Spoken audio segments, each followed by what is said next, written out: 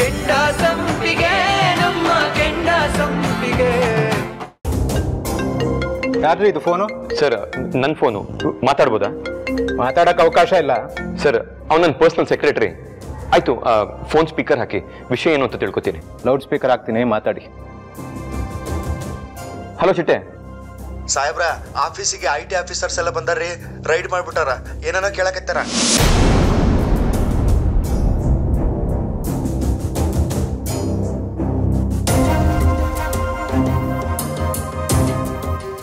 ಚಿಟ್ಟೆ ಕೋಆಪರೇಟ್ ಮಾಡು ಚಿಟ್ಟೆ. ಅವ್ರು ಏನೇನು ಕೇಳ್ತಾರೋ ಎಲ್ಲ ಡಾಕ್ಯುಮೆಂಟ್ಸ್ನ ಕೊಡು, ಏನು ಪ್ರಾಬ್ಲಮ್ ಇಲ್ಲ. ನಾನು ಆಮೇಲೆ ಕಾಲ್ ಮಾಡ್ತೀನಿ. Okay. Excuse me sir, washroom. ಹೋಗಿ ಬನ್ನಿ. Thank you.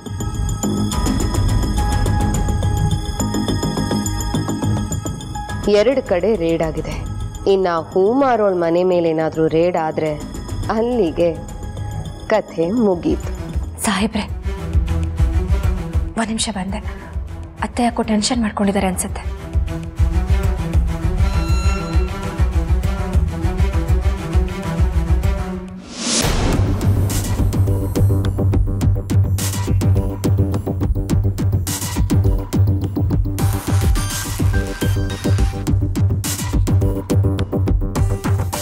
ಅತ್ತೆ, ನೀವೇನು ಗಾಬರಿ ಆಗಬೇಡಿ, ಏನೂ ಆಗಲ್ಲ. ಭಯ ಆಗ್ತಿದೆಮ್ಮ. ನಾಳೆ ಈ ಸುದ್ದಿ ಆಚೆ ಬಂದ್ರೆ 10 ಜನ 10 ಮಾತಾಡ್ತಾರೆ. ಮೊದಲೇ ನನ್ನ ಮಗ ರಾಜಕಾರಣಿ.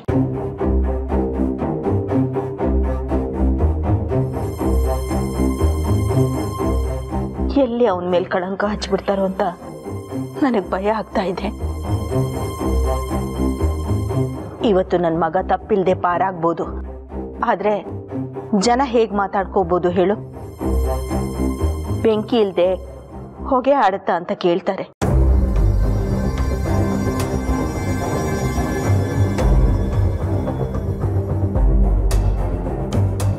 ಅತ್ತೆ, ಶ್ರೀರಾಮಚಂದ್ರನ್ನೇ ಆಡ್ಕೊಂಡ್ರು, ಕೃಷ್ಣ ಪರಮಾತ್ಮನ್ನೇ ಬಿಡ್ಲಿಲ್ಲ. ಇನ್ನು ನಾವೆಲ್ಲ ಯಾವ ಲೆಕ್ಕ? ಚಿಂತೆ ಮಾಡಬೇಡಿ ಅತ್ತೆ, ಏನೂ ಆಗಲ್ಲ.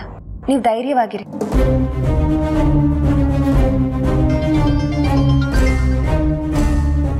ಸರ್, ಇದು ನನ್ನ ಫೋನು, ರಿಸೀವ್ ಮಾಡ್ಬೋದಾ? ಅವಕಾಶ ಇಲ್ಲ ರೀ. ಎಷ್ಟೆಲ್ಲ ಹೇಳೋದು ಮಾತಾಡೋಕ್ಕಾಗಲ್ಲ ಅಂತ. ಸರ್ ಪ್ಲೀಸ್ ಅರ್ಥ ಮಾಡ್ಕೊಳ್ಳಿ. ಮನೇಲಿ ಯಾರಿಗೋ ಹೆಲ್ತ್ ಇಶ್ಯೂ ಇದೆ, ನಾನು ಮಾತಾಡಲೇಬೇಕು.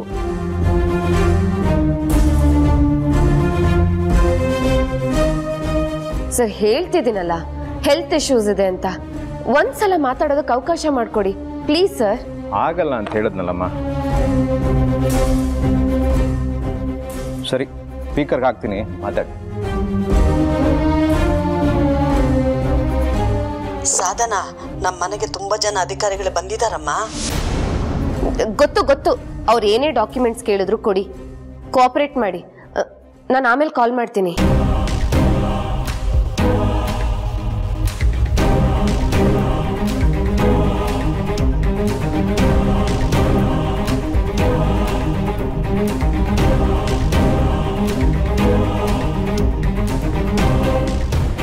ತೀರ್ಥ, ನಾನು ಹೇಳಿದ್ನಲ್ಲ ನಮ್ಮ ಮನೆ ರೇಡ್ ಆಗುತ್ತೆ ಅಂತ, ಹಾಗೆ ಆಗಿದೆ ನೋಡು.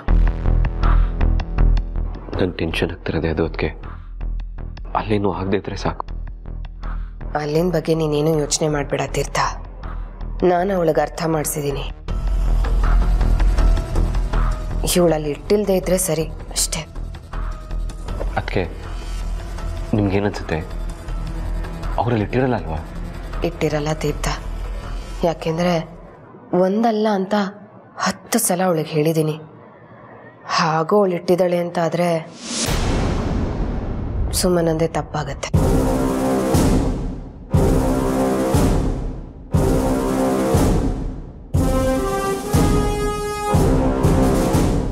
ಇಲ್ಲ, ಅದಕ್ಕೆ ಇಷ್ಟೊಂದು ಸಲ ಹೇಳಿದ್ದೀರಾ ಅಂದಮೇಲೆ ಅವರಲ್ಲಿ ಇಟ್ಟಿರಲ್ಲ.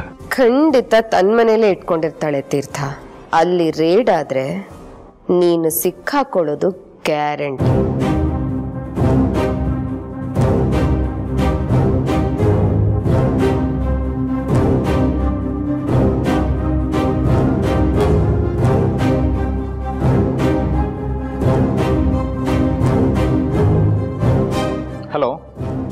ಹಾಂ, ಕೇಶವ್ ಪ್ರಸಾದ್ ಅವ್ರ ಆಡಿಟ್ ಹತ್ರ ಮಾತಾಡಿದ್ರಾ? ಎಲ್ಲ ಇನ್ಫಾರ್ಮೇಶನ್ ಸಿಕ್ಕಿದೆ ಅಲ್ವಾ? ಹಾಂ, okay.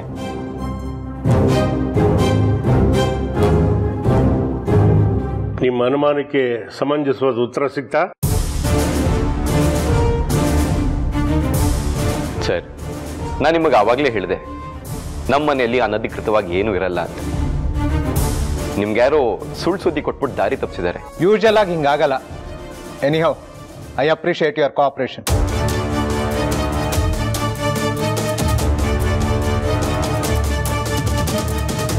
Hello.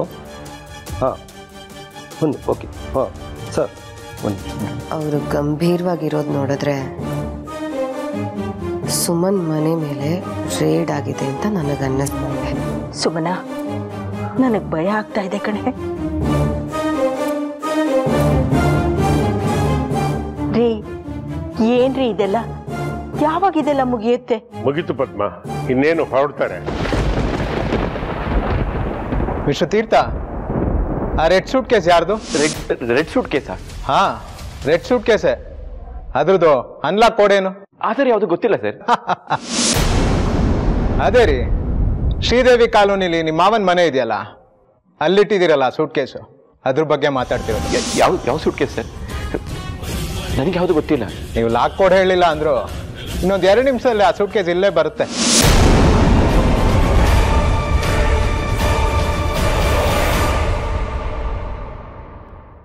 Sir, if you don't mind, washroom ಹೋಗ್ಬೋದಾ? ತಪ್ಪಿಸ್ಕೊಳ್ಳೋ ಪ್ರಯತ್ನನಾ? ಸರ್, ನಾನು ಎಲ್ಲೂ ಹೋಗಲ್ಲ, ನಾನು ಇಲ್ಲೇ ಇರ್ತೀನಿ. ಅದ್ಯಾವ ಡಾಕ್ಯುಮೆಂಟ್ ತರಿಸ್ತಿರೋ ತರಿಸಿ, ನೋಡ್ತೀನಿ. ಬಟ್ ವಾಶ್ರೂಮ್ ಹೋಗ್ಬೇಕು ಸರ್. ಸರಿ, ಹಾಗಾದ್ರೆ ಹೋಗಿ ಬನ್ನಿ.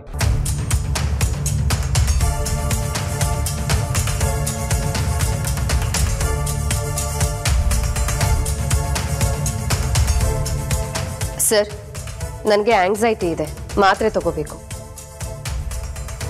Thank you.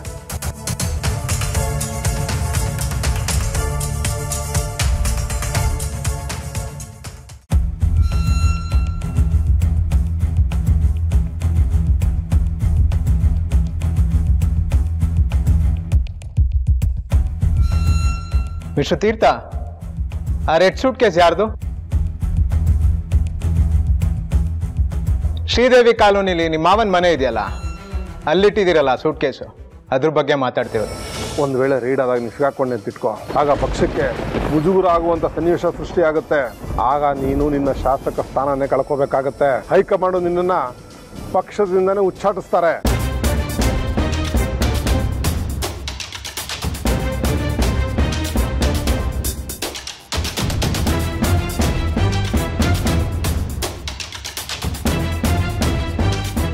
ತೀರ್ಥ, ನೀವು ಸುಬ್ನವ್ರಿಗೆ ಮನೇಲಿ ಸೂಟ್ ಕೇಸ್ ಇಡೋದು ಬೇಡ ಅಂತ ಹೇಳಿದ್ದೀರಿ ಅಂದ್ರೆ ಮತ್ತು ಸೂಟ್ ಕೇಸ್ ಹೇಗೆ ಸಿಕ್ತು? ಹೇಳಿದ್ದೆ ತೀರ್ಥ, 1 ಸಲ ಅಲ್ಲ, 2 ಸಲ ಅಲ್ಲ, 10 ಸಲ ಹೇಳಿದ್ದೆ, ಯಾವುದೇ ಕಾರಣಕ್ಕೂ ಸೂಟ್ ಕೇಸ್ನ ನಿನ್ನ ಮನೇಲಿ ಇಟ್ಕೋಬೇಡ ಅಂತ.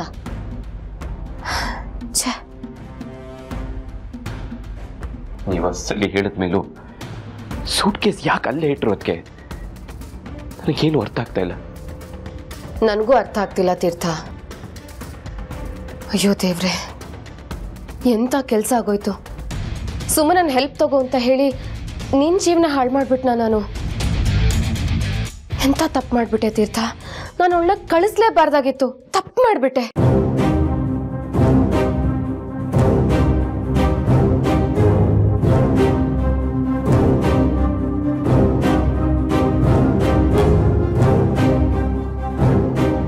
ಇಲ್ಲ ಅದಕ್ಕೆ ನೀವು ಪೂಜೆಗಿಂತ ಮೊದಲು ಸೂಟ್ ಕೇಸ್ನ ಕಳಿಸಿ ತುಂಬ ಒಳ್ಳೆ ಕೆಲಸ ಮಾಡಿದ್ರಿ.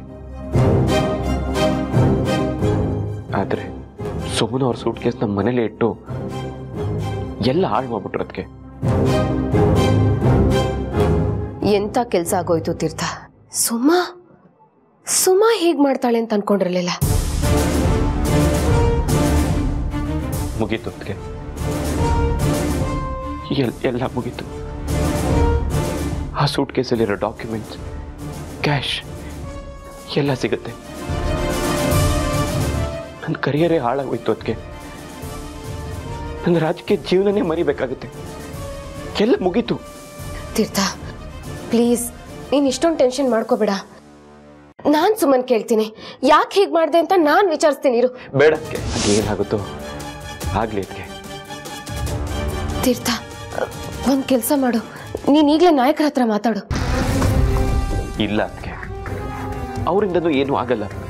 ನೀನು ಈ ರೀತಿ ಸಿಕ್ಕಾಕೊಂಡ್ರೆ ನಿನ್ನ ಪರ್ವ ಪಕ್ಷದಲ್ಲಿ ಏನೂ ಮಾತಾಡೋಕ್ಕಾಗಲ್ಲ ಅಂತ ಮುಂಚೆನೇ ಹೇಳಿದರು. ಅಯ್ಯೋ ದೇವ್ರೆ, ನಾನು ಸುಮ್ಮನೆ ಕಳ್ಸೋದ್ರ ಬದಲು ನಾನೇ ಕಾಲೋನಿಗೆ ಹೋಗ್ಬೇಕಿತ್ತು. ಅಲ್ಲಿ ಯಾರ ಹತ್ರದ್ರೂ ರಿಕ್ವೆಸ್ಟ್ ಮಾಡಿಕೊಂಡು ಯಾರ ಮನೇಲಾದರೂ ಇಡಬೇಕಾಗಿತ್ತು. ನನ್ನಿಂದನೇ ಇದೆಲ್ಲ ಆಗಿತ್ತು. ತೀರ್ಥ ಪ್ಲೀಸ್ ನೀನು ಸುಮ್ಮನ ಮೇಲೆ ಬೇಜಾರು ಮಾಡ್ಕೋಬೇಡ ಪ್ಲೀಸ್. ನಿಮ್ಮ ಕರ್ತವ್ಯ ನೀವು ಮಾಡಿದ್ದೀರ ಅದಕ್ಕೆ. ನೀವು ಸರಿ ಹೇಳಿದ್ಮೇಲೂ ಸುಮ್ಮನೆ ಅವರು ಸೂಟ್ ಕೇಸ್ನ ಮನೇಲಿ ಇಟ್ಟಿದ್ದಾರೆ ಅಂದರೆ ಅದು ಅವ್ರ ತಪ್ಪು. ಅದಕ್ಕೆ ಅದು ಅವ್ರ ತಪ್ಪು. ಅಯ್ಯೋ ಅಯ್ಯೋ ದೇವ್ರೆ,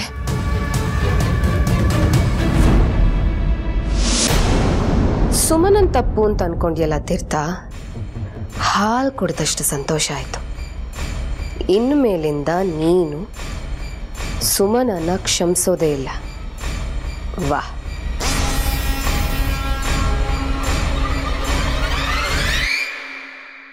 ತೀರ್ಥ, ಈಗೇನ್ ಮಾಡೋದು?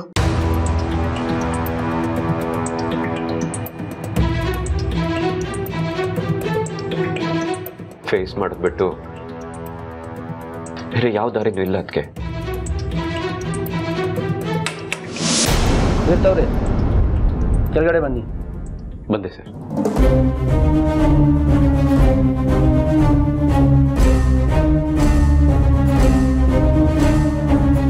ತೀರ್ಥ ನಾನು ಹೋಗಿರ್ತೀನಿ.